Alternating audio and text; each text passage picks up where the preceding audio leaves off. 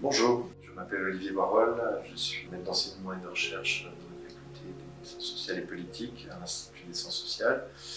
Je travaille principalement sur la question des médias, de l'espace public, de la culture et de la technologie. J'ai aussi d'autres intérêts, en particulier tout ce qui est les approches critiques en sciences sociales, la théorie sociale allemande.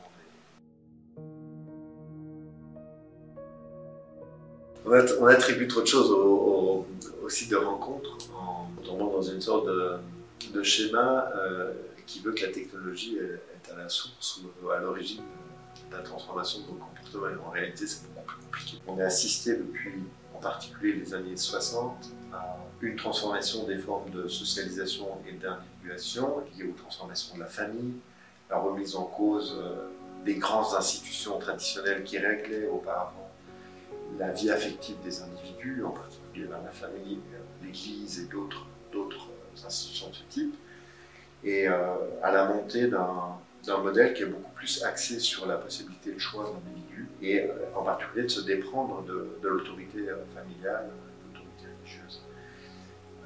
Alors cet individu-là, c'est un individu, en tout cas, qui se croit plus libre. Quand je dis qu'il se croit, c'est qu'on ne s'est pas pour autant débarrassé des déterminismes économiques, de classe, mais peut-être ce qui est nouveau, c'est qu'en tout cas, on se croit plus libre dans ce domaine-là, et en un sens, on a aussi beaucoup plus de possibilités de choix et d'auto-expérimentation. Alors, les sites de rencontres n'existeraient pas s'il n'y avait pas eu ces transformations-là, s'il n'y avait pas eu l'ouverture d'un espace relationnel, un espace affectif dans lequel il est possible de faire des choix, de vivre sa vie affective indépendamment des pressions et des choix familiaux.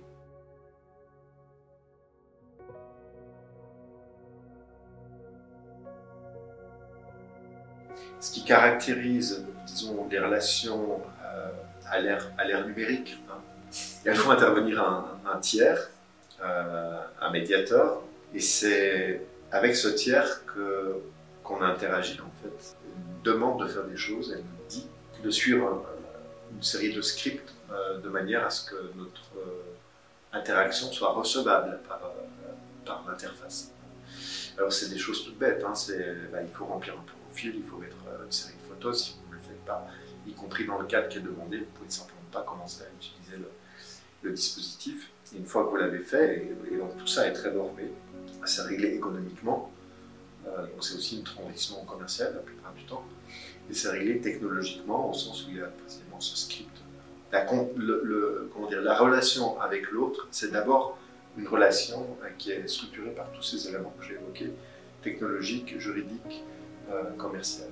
Et bien l'interface, qui est rien d'autre finalement qu'une grande base de données, qui est aussi un opérateur mathématique qui va calculer, regarder quelles sont les correspondances en termes d'âge, en termes de lieu d'habitation. Ce qui est frappant, c'est à quel point toutes ces opérations disparaissent de notre capacité de lecture, voire même d'analyse. On n'en sait rien. On a l'opération finale, et là il y a quand même une grande part de délégation à la machine, à l'intelligence artificielle qui compile ces données. À partir de ça, fait des propositions de relations.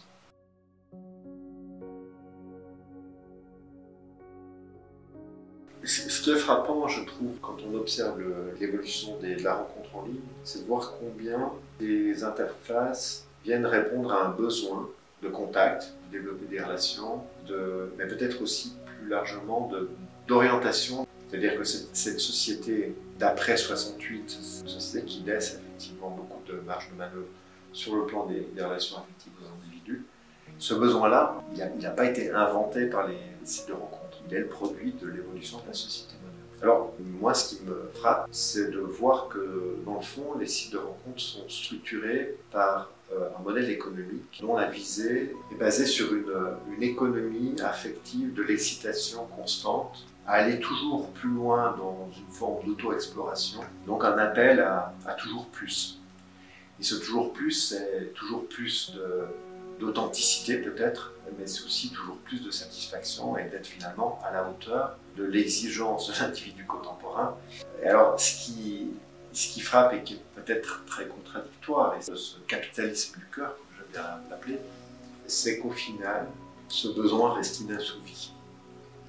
Et donc il y a quelque chose d'extrêmement paradoxal d'un système économique qui a en même temps besoin de cette entre guillemets, liberté, qui a besoin de cette auto-exploration, et ce modèle en même temps produit l'exact inverse de cette promesse, de la frustration, du sentiment de jamais pouvoir atteindre ce que pourtant je suis censé pouvoir atteindre. Et donc c'est en réalité une grande machine à frustration et à tristesse, ce nouveau capitalisme du cœur.